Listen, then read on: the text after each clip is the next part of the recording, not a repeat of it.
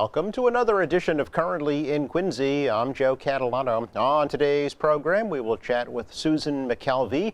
She's the communications manager for the National Fire Protection Association right here in Quincy. We'll get some fire safety information for you later on during the program. First, though, we take a look at the weather and the news for you. Currently in Quincy, it's beautiful. Partly sunny, 70 degrees right now. The mild stretch of weather continues. Lots of sunshine today with a high right around 80 degrees. Another mild night this evening as well, with lows only into the lower 60s. And we have another day of the warm weather tomorrow with abundant sunshine, mild temperatures, light winds, a high right around 80 degrees. But then we're back to reality. Starting Saturday night, lows will drop off into the lower to mid 40s, and then Sunday is just like fall really should be, with rain and showers and some gusty winds too, with highs Sunday only into the mid 50s. And about the same thing on Monday. It'll be a wet, soggy one with some rain and showers. Highs Monday again in the mid to upper 50s. Most of next week actually looks rather chilly. Could be our first frost of the season by next Wednesday. So enjoy today. It's 70 in Quincy right now. Checking out news for you today. An announcement is expected very soon about the replacement of the Quincy Center MBTA station. Mayor Thomas Koch says the funding is in place to build a new station to replace the existing 52-year-old station that he says is badly outdated. The developer that was designated a couple of years ago, we quickly learned, particularly the T learned, that there was too much work needed to be done on the station to put on the developer. I mean, you know, it's one thing if there was $10 million of improvements and the developer absorbed that as part of the project, but when you're looking at $100 million, that's way out of what the norm would be. So the T recognized that, but they said they didn't have the money. We then lobbied and got the money in there, so now it's under design.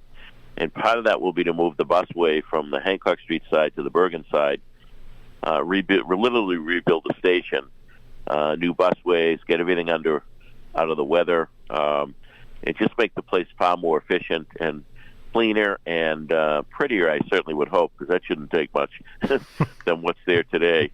So it's exciting. We begin the design phase, and I'm sure there'll be more to talk about in the coming weeks. Mayor says it is still unclear if there will be additional developments at the Quincy Center station. It's also unclear if the station will have to be closed for the reconstruction. Well, early voting begins tomorrow for this year's Quincy City election. Voters may cast ballots at Quincy City Hall tomorrow from 8:30 a.m. to 5 p.m.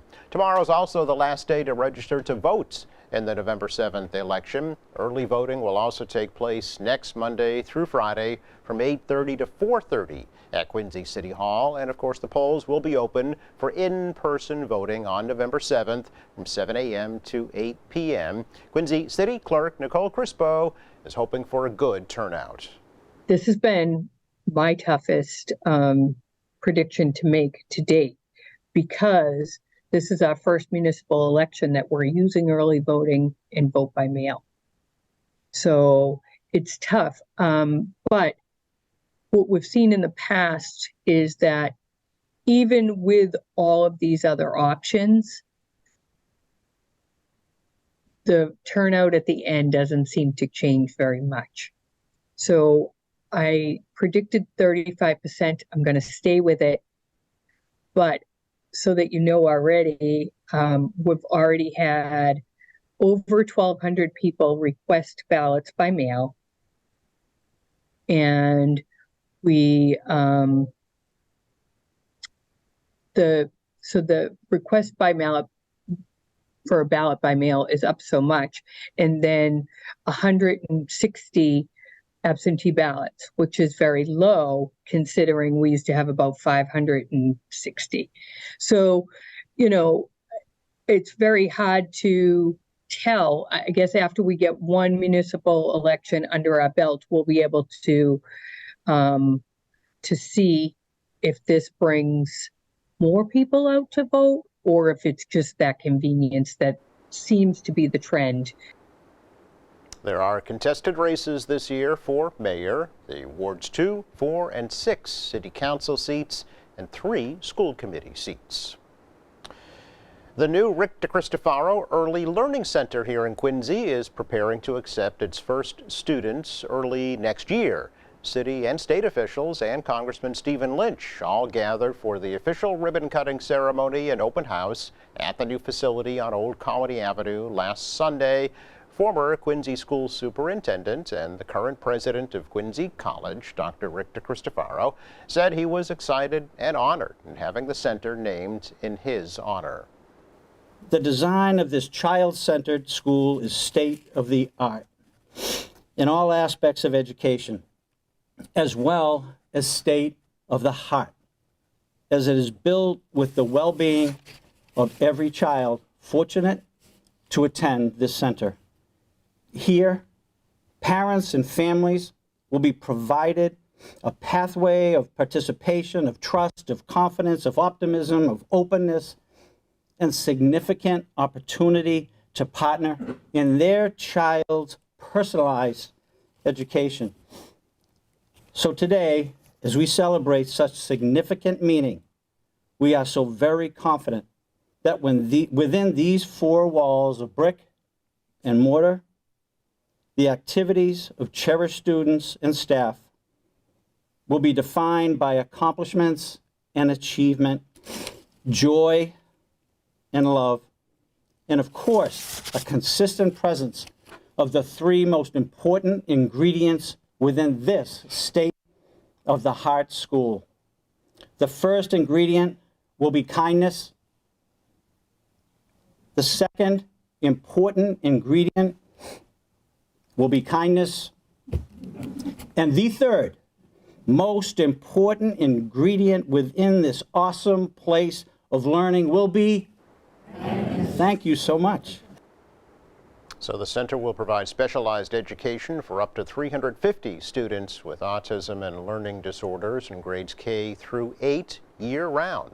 The city purchased the building on Old Colony Avenue from Eastern Nazarene College and used $15 million in federal grants for the $45 million project. Some Quincy Public School 5th graders got a taste of farm living recently after a trip to Holly Hill Farm in Cohasset. The schools have partnered up with the Holly Hill Farm for the past several years to give students the opportunity to interact with farm animals and learn about the inner workings of a family-owned farm. These students here from the Parker Elementary School got a lesson on feeding livestock and planting and harvesting. Holly Hill Farm is Cohasset's last working farm. It's been privately owned by the White family for generations. It is a nonprofit organic farm on 5 acres of land with an educational mission. It hosts students and community members for frequent workshops. It also has a year-round farm stand. It's our check of news for you today. Coming up, we get some fire prevention and safety information from the National Fire Protection Association. That's next.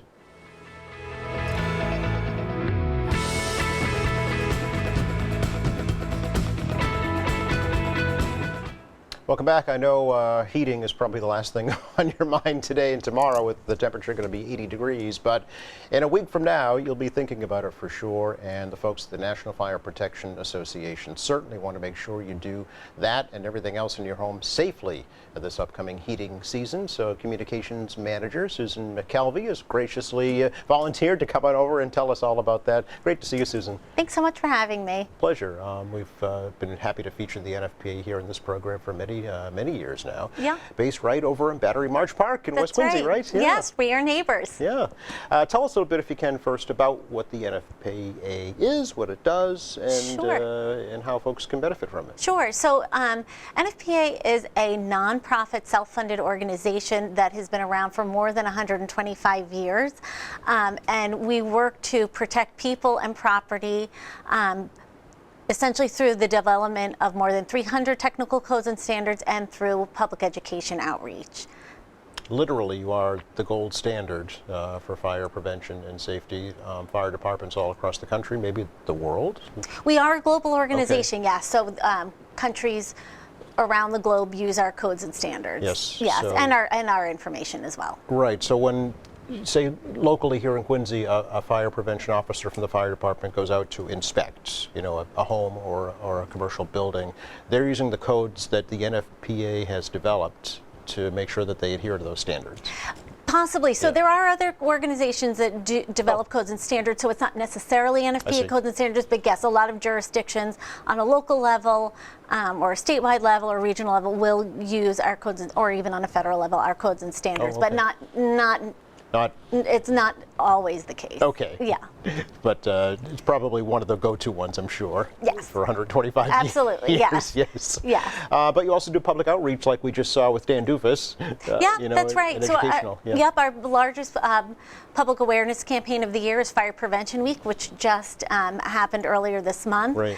So that's a huge effort. It really, at its core, is a grassroots campaign. We rely heavily on local fire departments to take the campaign and its messaging and deliver that and bring it to life in their communities. And they do an amazing job of that. That campaign is just a huge success each year, in large part due to the support and enthusiasm of fire departments that make sure that communities learn about the information we're hoping that we can pass along and get people better educated about specific home fire safety messages. Yeah, absolutely. Probably one of the most visible icons of the NFPA is Sparky. Sparky, yes, Sparky the fire dog. Right. He is beloved by people of all ages, kids and adults alike. Yeah. Well, he makes frequent appearances at all kinds of public events, He parades, athletic events, things of that Oh nature. yeah, yep. He is a very friendly and popular dog. Yeah, absolutely. Does the NFPA also work with the schools, public schools? Some work is done through schools, but again, a lot of times in coordination with fire departments or local community partners who work to take our information and deliver it to schools. We don't have the bandwidth to do that. But because we have strong networks with public educators and safety advocates and local safety officials, we work with closely on the public education side to make sure that we give them what they need to reach schools as effectively as possible. So you're really a resource clearinghouse for information like Yes. that. Yeah. So as I mentioned, we're not thinking about turning the heat on today or tomorrow. Right. It's unseasonably warm, Yes. but the extended forecasts, we will be doing it next week for sure. I want folks to do it safely, right? Absolutely. Heating is a leading cause of home fires. It's the second leading cause of really? home fires in the U.S., in fact. So you really have to make sure that your heating systems are in good working order. And this is actually a great time to do it because, like you said, we really have, it's really warm now and it's been pretty mild. So we haven't had to kick in our heating systems, but we will. You know, it's going to be getting cooler. That's right. So this is the time to make sure that they're in good working order, have them inspected and cleaned if necessary by a qualified professional. If you do use things like space heaters, make sure that they are in good working order as well. Yep. Give space heaters space. Yes, at least 3 feet. 3 feet. Yes. Okay, it's good to know. And I know probably try not to use them at all, really, is the best thing. They can be effective for heating small spaces, but you have to use them really carefully. Yeah. Again, you do want to make sure they're in good working order and that you follow the manufacturer's instructions for usage. You also want to make sure that, like we were saying, at least 3 feet away from anything that can burn. The majority of home heating fires involve space heaters, so they are a really big source of the heating fire problem. So you want to use them with care and caution. The other thing is you want to make sure that you turn them off when you leave the room or you go to sleep. You don't want to use space heaters in your bedroom. Right. So a lot of things that you have to keep in mind, but you can use them if you use them properly and within those guidelines. You can really reduce the risk of having a heating fire. Don't leave them unattended, certainly. Definitely right? don't leave them unattended. You want to make sure that kids and pets are remain well away from them. And again, when you're not there to monitor them, turn them off. And unplug them, too, probably. And that's always a good idea to unplug them as well, yes. I know it's been stressed before, don't use extension cords. Shouldn't use extension cords. Yeah, you want to make sure that you have the proper electricity to power them properly and safely. Don't plug them into a power strip, all this is listed, as you mentioned, on the It is. manufacturer's Manufacturer's instructions often say that, and again, you really want to follow the manufacturer's instructions carefully. Okay. Something else that we will be doing more of very soon is cooking indoors. Yes. Is that the number one cause? Cooking is the number one cause of home fires, and unattended cooking is the leading cause of cooking fires. So the really important thing to remember is when you're cooking, make sure that you keep a close eye on what you're on the stovetop, or even if you're cooking something in the oven. You really want to make sure that you have the time and ability to stay focused, which sounds so simple. I know, right? Yep. It's such a simple message, but the reality of our lives is we're all incredibly busy. We're all multitasking. We're trying to do a million things at once, and it's really hard to get distracted. I've found over the years, sometimes you think you're going to be away for a moment, and then something else happens, and you're away longer than you think. So you really have to be mindful of that and then plan accordingly. Yep. It's, there's so much emphasis on distracted driving, rightfully so, but distracted cooking Well, could our be phones equally as are dangerous. our best friends. We use them all the time, and it's easy to get caught up in something else. But keeping in mind that cooking is the leading cause of home fires, hopefully will give people pause to realize that they do need to really pay attention to what they're cooking and not leave the area. Absolutely. Yeah. If there is a fire, Susan, does the NFPA have recommendations for what to do? So at NFPA, our priority is people safety. Yes. So the main message is if there is a fire that you think is putting you or anyone in your household at any kind of risk, get out, Okay. call the fire department for assistance. However, if you have a small stove, pan fire, you always want to keep a lid nearby so that you can carefully extinguish it and then turn the heat source off immediately. If you can let the pan cool down and then wait for the fire to go out, you can carefully check the lid to make sure it is, then that's great. But again, if there's any sense that you are in danger or there's any risk, you really want to make sure the priority is your safety. We always say things can be replaced, but people can't. That's so that's true, yeah. that's the priority. And things can go bad very, very quickly, right? Yeah. So, and fires spread fast. So, that you always want to play it safe. Call the fire department for help. Absolutely. Which leads us to our next topic of escaping safely from your home, right? Yes. So today's home fires burn faster than ever. Yeah. You used to have a lot more time from the time the smoke alarm sound to get out. Now you may have as little as 2 minutes or less to escape safely from the time a smoke alarm sounds in a typical home fire. So, making sure that you have a plan in place to use that time wisely is really critical to safety. And unfortunately, I think sometimes because it sounds so basic and we all think, well, we know our home. I'll just go out the door, right? Right, Yeah. but in a fire, it's not your typical circumstances. It may well be at night, because our homes are furnished with a lot of products and they're made with materials that have synthetic materials and fibers in them. The way fire burns in those circumstances is it generates toxic black smoke and gases. And with a really short window of time, and I mean seconds, Wow. It makes it hard to see and breathe. Yes. And so you have a really small opportunity to get out safely. And again, it's not just you, it's everyone else in your household. So you want to make sure everyone knows what to do. When the smoke alarm is sounding and there's a fire, it's too late to make a plan. Then you really have to have a plan in advance. And again, because we have such a small window of time to get out safely in most circumstances, you really want to make sure you can do that, that you can use that time as wisely as possible. And the best way to do that is to practice it, right? Absolutely. Yeah. So we encourage people to practice a home escape plan at least twice a year and to do it in different circumstances. Yes. Do it at night when it's dark and everyone can't see. But some of the critical elements of a plan include marking 2 exits from each room in your home. That's typically a door and a window. And then having a path to the outside. If you have young children or someone in your home who need an older adult or someone else who needs added assistance, having a plan for who's responsible for which people, who's going to get whom, and make sure that they are assisted properly so they can get out safely. Those are critical elements of a plan. Also having a meeting place outside where everyone knows to go once they've escaped safely. Tragically, there have been incidents where someone thinks someone's inside and it turns out they're not, but they aren't accounting for them, and someone goes back in to save someone else and then they get it's terrible things can happen. Yes. So it's really important for the fire department to know everyone's outside. If someone is inside who's not accounted for, or you just know that someone's trapped inside, the fire department is equipped and trained to go inside a burning building. We're not. So the last message, or not the last, but one of the most important messages is once you're outside, stay outside. Okay. Which brings me to the consideration for pets. We hear oftentimes folks running back in, pets are like family to a lot Yes. of people, so have a plan for that too, right? You have a plan, so that it's a tricky message Yeah. because yes, pets are like members of our family and we love them and we want to keep them safe. But in a fire situation, the priority is getting yourself and your household members out. And if you can safely and quickly escort a family pet out the door, then absolutely do that. But you don't want to lose precious minutes inside, putting yourself at risk. The other thing that's really important for people to consider is that pets are very resourceful in getting out of fires. And again, some tragic situations where people have gotten in to save a pet.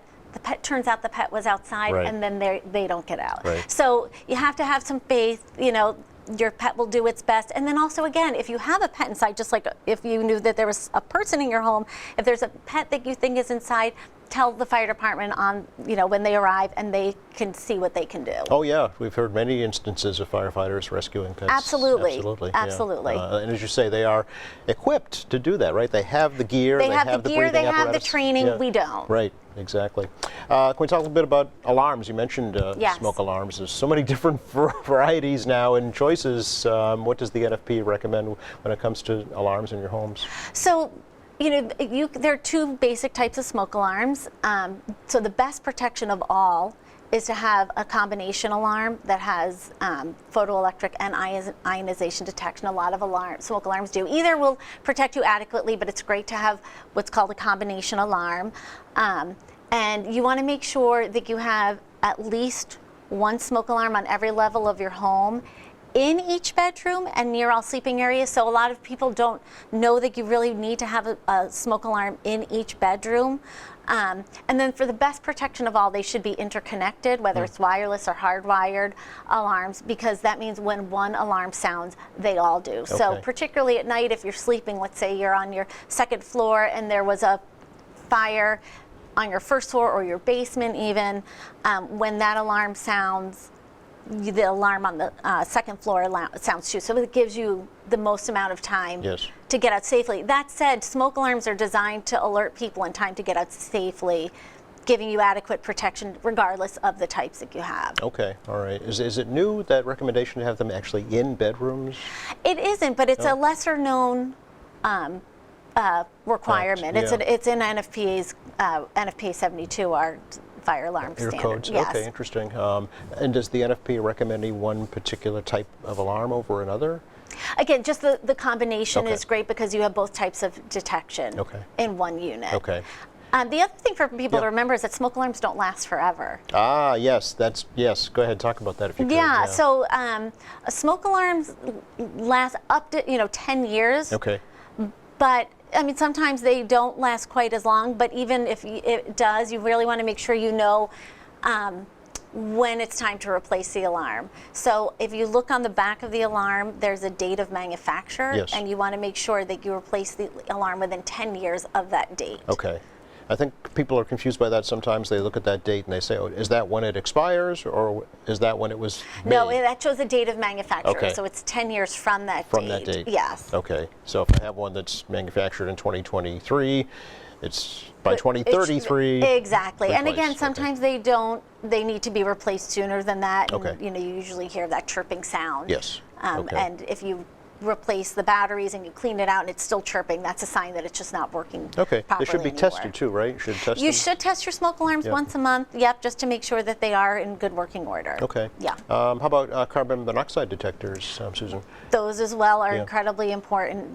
Carbon monoxide is called the silent killer because you can't taste, see, smell, hear it. So you really want to make sure you have adequate detection in your home so that if you have any levels of CO, that you're aware and you can treat it. Yep. And are there codes regarding placement of the CO detectors as well? Yeah, they're similar to smoke alarms. Okay. What about the combo units, the smoke They slash have, CO? yes, they have those as well, and those are great. Those are okay? Mm-hmm. Okay. Very good. So there's lots of information, I know, on your website. All that, everything we've talked about is on our website, Yeah. and lots of resources too, things like checklists and safety tip sheets that have a lot of really good information that's easy to follow and understand. Sure. All right. Anything else we should let folks know about right now? I think it's really important for people to realize that fire is a risk in their lives. I mean, the good news is that home fires have declined over time. That's great. But sometimes, because we don't see them as often, we think that they're not a risk factor in our lives, but they really are. So it's important to consider fire very seriously and make sure that you take the steps needed to reduce those risks. And by taking some simple steps, you really can greatly reduce risk of having a fire. Absolutely. Just a few simple steps and precautions can really Go a long prevent a way. tragedy. Yeah. Yep, absolutely. Great to talk to you, Susan. Thank you so much. Thanks so much for having me. You're very welcome. Just enough time to check the forecast for you for the rest of the day. Today, you will not need the heat. Yeah, it's going to be up around 80 degrees this afternoon with lots of sunshine, another mild evening tonight. And we'll do it all over again tomorrow as well with abundant sunshine, mild temperatures. And then the bottom falls out on Sunday with rain and showers barely into the mid-50s, about the same thing on Monday. And we're looking at the potential of a frost by the middle of next week. Thanks again going out to Susan McKelvey from the National Fire Protection Association. Thanks to our crew. Thank you for watching. Monday here in the program, we will meet the new director of the Massachusetts Emergency Management Agency. Meantime, check out our website, anytimeqatv.org. All of our latest programs are there. There's news and information, video on demand, live streaming, and lots of information about the upcoming Quincy election for you as well. For all of us here at QATV, I'm Joe Catalano. Have a great weekend.